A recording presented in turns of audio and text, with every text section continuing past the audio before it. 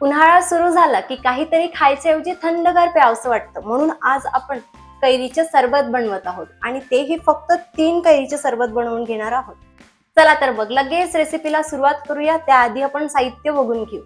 तर कैरीचे सरबत बनवायसाठी आपल्याला लागणार आहे 3 कैऱ्या. याला आपण नंतर नीट धुवून घेऊ. त्यानंतर आपल्याला लागणार आहे काळे मिरे. इथे 1 चमचा घेतलेले आहे. 1 चमचा काळं मीठ, अर्धा चमचा साधं मीठ, 1 चमचा सौंफ, 1 चमचा जिरे, थोडंसं फूड कलर घेतलेला आहे, 3 तुकडे आलं, कब्जा बी हे मी रात्री भिजत घातलेलं होतं. आपल्याला लागणार आहे साखर, हे जवळपास 700 ग्राम आहे. त्यानंतर आपल्याला लागणार आहे पुदिनाची पानं म्हणजेच मिंट लीव्स. तर हे सगळे साहित्य आपल्याला आजच्या रेसिपीसाठी लागणार आहेत. एकदा नीट बघून घ्या. साहित्य नीट बघून झाले आहेत. चला आता कैरीचं सरबत बनवायला सुरू करूया. सगळ्यात आधी आपण कैरी धुवून घेऊया. कैरीला अशा प्रकारे छान धुवून घ्यायचं, म्हणजे काही लागलं वगैरे असलं तर ते पाण्याने धुवून घेते. अशा प्रकारे सगळ्या कैऱ्या धुवून घ्यायच्या. कैरी छान धुवून घेतलेल्या आहे. आता मी सोलायला घेत आहे. अशा प्रकारे पूर्ण कैऱ्या छान सोलून घ्यायच्या.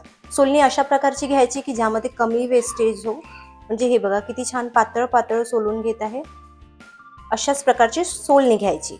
उन्हाळ्यामध्ये कैरी खाणं खूप चांगलं असते, कारण हे शरीराला थंडावा देणारे असते. म्हणून इथे आपण जेवढेही साहित्य यूज करणार आहोत सगळे शरीराला थंडावा देणारे आहे.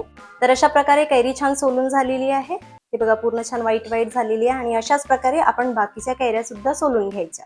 कैरी छान सोलून झालेल्या आहेत. अशा प्रकारे आता मी कैरीला थोडंसं काप देत आहे. 3 ते 4 काप देत आहे. असं काप दिलं की कैरी छान शिजते, आतमधून पण व्यवस्थित शिजते. तर अशा प्रकारे दोन्ही कैरीला आपण काप देऊया. आणि हे मी कुकरच्या भांड्यात टाकत आहे. आता आपण याला कुकरमध्ये लावून घेऊ. काप देऊन झालेले आहे, कुकरमध्ये लावून घेऊ. तर मी इथे कुकर घेतलेला आहे. कुकरमध्ये 1 ग्लास पाणी घातलेलं आहे. त्यानंतर हे कुकरचं भांड, यामध्ये पण आपण 1 ग्लास पाणी घालून घेऊ. इथे पण मी 1 ग्लास पाणी घालून घेत आहे. अशा प्रकारे आता हे डबा आपण यात घालून घेऊ आणि कुकरच्या 5 ते 6 शिट्ट्या होऊ द्यायच्या. तोपर्यंत वेळ न घालवता आपण जिरा, सौंफ आणि काळे मिरे हे भाजायला घेऊया. तर मी इथे नॉनस्टिक पॅन घेतलेला आहे आणि गॅस सुरू करत आहे. यात आपण घालूया सौंफ, जिरे, त्यानंतर काळे मिरे. तर अशा प्रकारे हे भाजून घ्यायचे. आपण यात यूज केलेला आहे सौंफ आणि जिरे. हे शरीरासाठी थंड असते आणि मिरे जे असते ते शरीरासाठी उष्ण असते. पण जेव्हा सरबतामध्ये ते डायल्यूट होऊन जाते तर त्याची उष्णता कमी होऊन ते शरीराला थंडावा देते. यातलं ओलावा निघेपर्यंत हे भाजून घ्यायचं. तर अशा प्रकारे हे भाजून झाले आहे. मी इथे गॅस बंद केलेला आहे आणि हे अशा पसरट भांड्यात काढून घ्यायचं. याला थंड होऊ द्यायचं. त्यानंतर आपण याला मिक्सर मधून काढून घेऊया. इथे मिश्रण थंड झालेलं आहे. आता मी इथे मिक्सरचं पॉट घेतलेलं आहे, त्यात आपण काढून घेऊ. मिश्रण जाडसर नाही वाटायचं आहे, याचं चांगलं पावडर झालं पाहिजे असं वाटायचं. तर मी इथे मिश्रण घालून घेतलेलं आहे. आता आपण याचं चांगलं पावडरी टेक्स्चर बनवून घेऊ. कुकरच्या 6 शिट्ट्या झाल्या आहेत आणि पावडर सुद्धा तयार झालेला आहे. हे बघा अशा प्रकारचं पावडरी टेक्स्चर आलेलं आहे आणि आपल्याला असंच हवं आहे. हे बघा कुकर इथे थंड झालेला आहे. आता आपण कुकर काढून घेऊया. तर अशा प्रकारे मी कुकरचा डबा इथे काढून घेत आहे. हे बघा कैरी छान शिजलेले आहे आणि पल्प सुद्धा निघून राहिलेला आहे. म्हणून आपण याला 5 ते 6 शिट्ट्यावर छान शिजवलेलं होतं. आता याला आपण थोडा वेळ थंड होऊ देऊया. त्यानंतर आपण याचं पूर्ण पल्प काढून घ्यायचं आणि हे जे उरलेलं पाणी आहे ते फेकायचं नाही, ते आपल्याला कामात येणार आहे. आता मी ह्या कैऱ्या एका ताटात अशी काढून घेत आहे, म्हणजे लवकर थंड व्हायला पाहिजे म्हणून. तर अशा प्रकारे मी पूर्ण कैऱ्या काढून ठेवल्या. हे बघा छान. आणि यानंतर हे जे उरलेलं पाणी आहे ते आपण फेकायचं नाही आहे, हे आपण नंतर यूज करणार आहोत. थोडा वेळ थंड होऊ देऊ यांना. तर कैरी इथे थंड झालेली आहे. आता मी यातलं पल्प काढून घेत आहे. अशा प्रकारे 6 ते 7 शिट्ट्यावर आपण शिजवलं की अशा प्रकारे पल्प निघून जातो. हे बघा किती छान निघालेलं आहे, पूर्ण बी स्वच्छ झालेली आहे. तसंच सगळ्या कैरीचे पल्प असं काढून घ्यायचं. उन्हाळ्यात कैरी खाणं खूप चांगलं असते, कारण उन्हाळ्यात जेवण पचायला थोडं जड जातं. तर कैरी खाल्ल्यामुळे डायजेशन इश्यू होत नाही आणि डायजेशन प्रॉपर होतं. तर अशा प्रकारे पूर्ण पल्प छान काढून झालेला आहे. आता आपण हे मिक्सरच्या पॉटमधून बारीक करून घेऊ. तर हे बघा अशा प्रकारे प्युरी छान रेडी झालेली आहे. आता मी हे एका बाउलमध्ये काढून घेत आहे. आता ह्याच मिक्सरच्या पॉटमध्ये मी पुदिन्याची पानं घालत आहे आणि हे जे उरलेलं पाणी होतं ना ते यात घालून घेत आहे. आता हे आपण मिक्सरमधून काढून घेऊया. हे बघा पुदिन्याच्या पानाचा पेस्ट तयार झालेला आहे आणि मस्त सुगंध असं सुटलेला आहे. हे मी यामध्येच घालून घेत आहे अशा प्रकारे. आता ह्याच मिक्सरच्या पॉटमध्ये आपण आलं सुद्धा घालून घेऊ आणि बारीक करून घेऊ.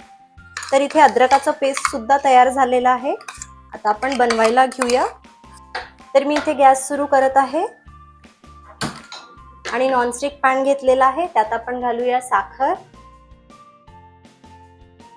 साखर घालून घेतलेली आहे मी. आता घालूया पाणी.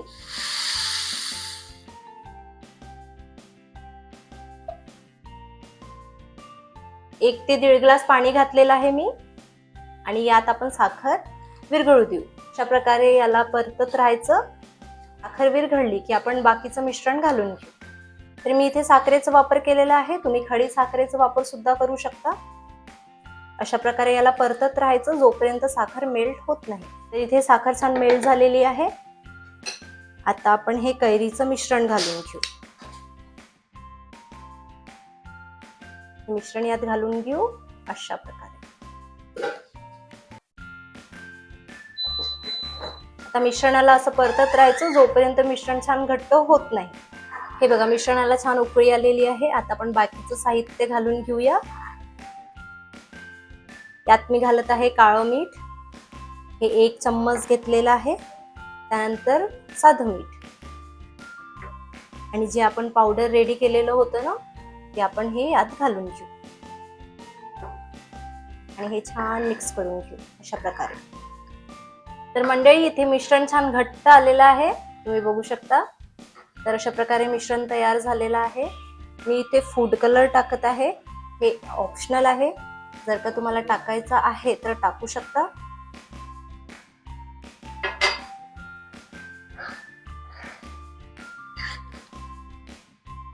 हे सगळं छान असं परतून घ्यायचं आणि मिक्स करून घ्यायचं. यात घालूया लिंबाचा रस.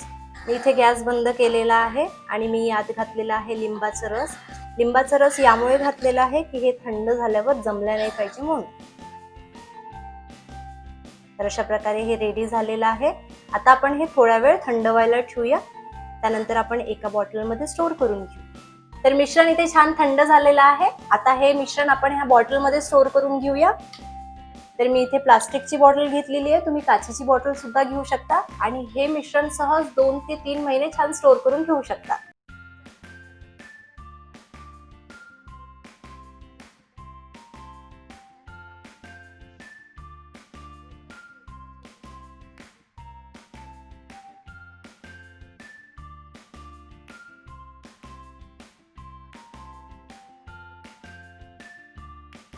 यात आपण घालून घेऊ पाणी. जेवढ्या ग्लासचं मिश्रण करायचं आहे तेवढा ग्लास पाणी घालून घ्यायचं.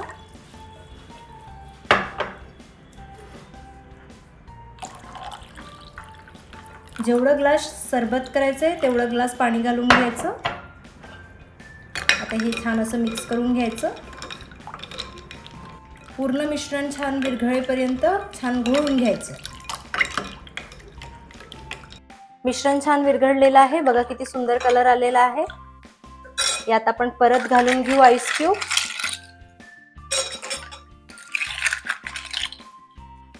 मी कब्जा रात्रीच भिजत घातलेलं होतं तर ते आपण यात घालून घेऊ. याने टेस्ट पण छान येते आणि शरीरासाठी पण हे खूप फायदेशीर असते. तर अशा प्रकारे घालून घेतलेलं आहे. थोडंसं लेमन स्लाइसेस घालून घेऊ. पुदिनाची पानं मी थोडे काढून ठेवले होते तर ते आपण थोडं यावर टाकून घेऊ. अशा प्रकारे मिक्स करून घेऊ आणि सरबत आपलं इथे रेडी झालेलं आहे. उन्हाळ्यामध्ये शरीराला थंडावा देण्यासाठी हे सरबत तुम्ही घरी नक्की ट्राय करून बघा. मार्केटमध्ये कैऱ्या नवीन दिसल्या की तुम्ही विकत घेऊन या आणि हे सरबत घरी बनवून बघा. तर अशा प्रकारे हे बघा मी इथे सर्व करून घेत आहे.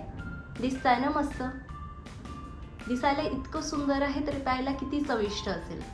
घरी पाहुणे वगैरे आले तर उन्हाळ्यात नाश्ता करू नका, त्याऐवजी हे सरबत नक्की करा आणि त्यांना खूप आवडेल. जर तुम्हाला ही रेसिपी आवडली असेल तर व्हिडिओला लाईक करा आणि चॅनलला सबस्क्राईब करायला विसरू नका. भेटू पुढच्या व्हिडिओमध्ये. बाय.